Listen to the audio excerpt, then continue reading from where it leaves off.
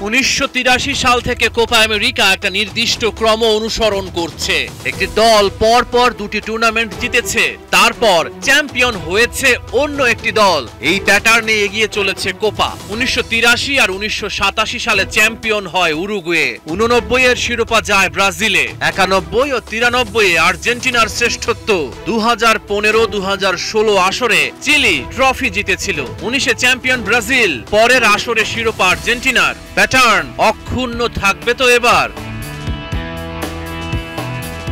নক্ষত্রের পতন দেখবে আর্জেন্টিনা। ঐতিহ্যবাহী আকাশী নীল শেষ বারের মতো গায়ে জড়াবেন ডি মারিয়া। মেসি মারিয়া যুগল বন্দি দেখার অপেক্ষায় আর্জেন্টাইন ফ্যানরা। মুখে স্বীকার করুক আর নাই করুক, কলম্বিয়ার দুশ্চিন্তার নাম মেসি। মাঠে তার হেঁটে বেড়ানো প্রতিপক্ষের জন্য অস্বস্তি। মেসি নিজেই বলেছেন তার হাঁটার মাঝেও রয়েছে শিল্প। যখন বল তার কাছে থাকে তখনই গড়ে দেন পার্থক্য।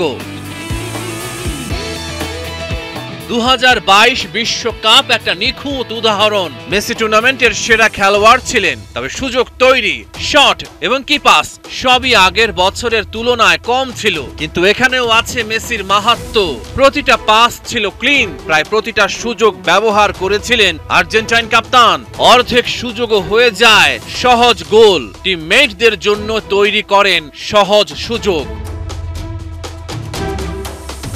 লিওনেল স্কালোনি এখানেই অনন্য।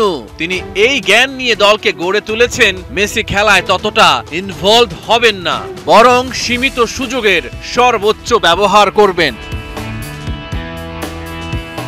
কিন্তু চলতি টুর্নামেন্টে এখন পর্যন্ত মেসির এই জাদুটা অনুপস্থিত। টুর্নামেন্টে মাত্র একটাই গোল করেছেন। কাতার বিশ্বকাপের মতো আইকনিক কিছু উপহার দিতে পারেননি। কোপা আমেরিকার ফাইনালে গেম চেঞ্জার হতে পারবেন কি মেসি?